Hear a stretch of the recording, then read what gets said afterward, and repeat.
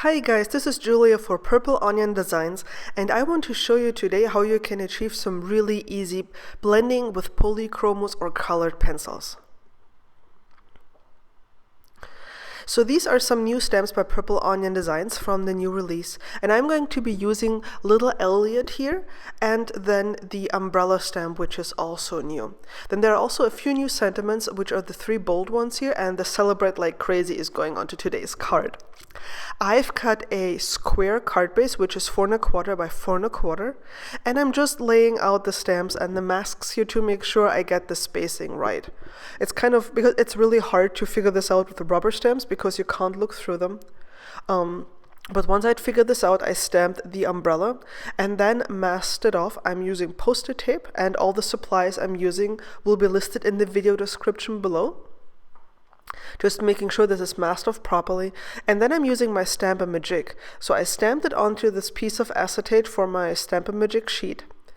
I'm placing Little Elliot exactly where I want him to go. Just like really making sure that he's where I want him to go. Then bringing in this little green positioning tool and then sliding in my acrylic block again. And this will make sure that I'm stamping the image exactly where it's supposed to go. Now I have made this little color swatch here from my colored pencils, which will make it much easier for me to pick colors when I need them. I've done quite a few videos on how to color with colored pencils. I even have a playlist on my channel, so you can check this out if I forget to link to it from the video description below.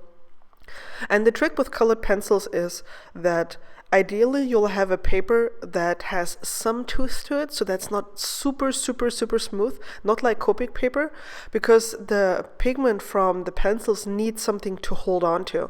I'm using Strathmore paper.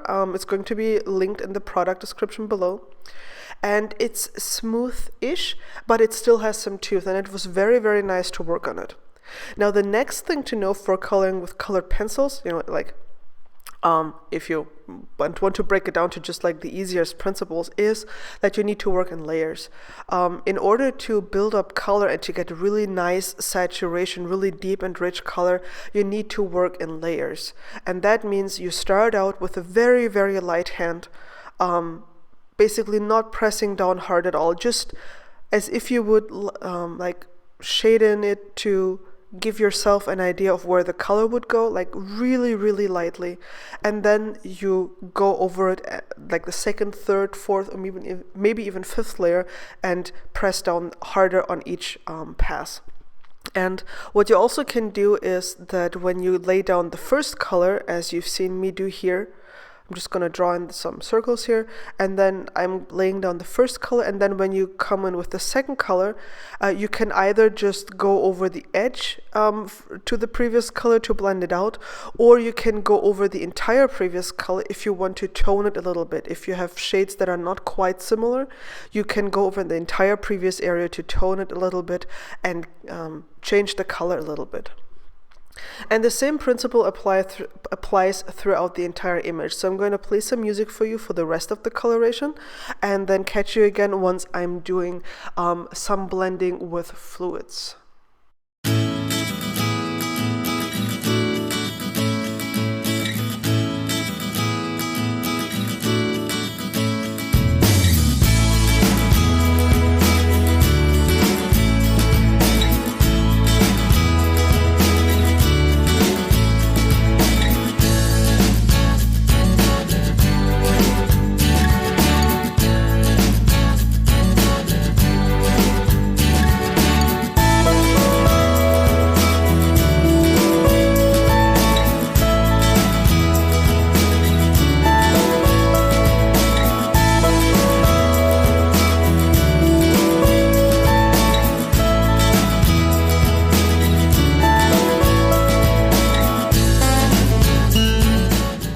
For the ground, I wanted to have a puddle of water, and it's kind of difficult to blend out darker colors towards light in a very smooth fashion.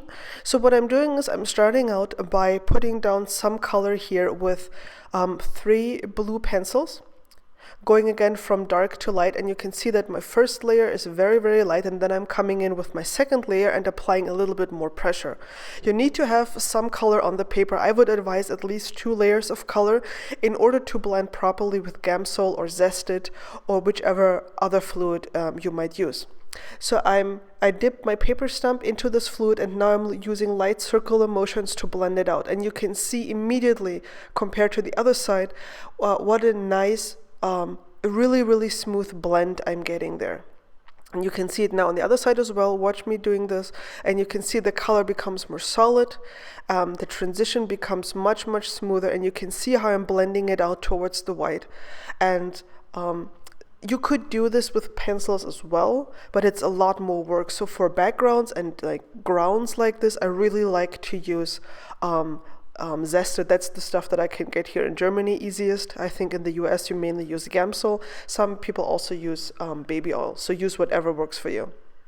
So here is the sentiment that I stamped, again with the Stamp-A-Magic to make sure it's going to be straight, and VersaFine ink, which is really great to get nice dark sentiments. I'm using my Stardust gel pen to fill in the little circles that I left open, and then I'm using glossy accents over the entire umbrella to give it some dimension and to make it shine, and I hope you'll see that in the images, even though it's really hard to capture in the photos.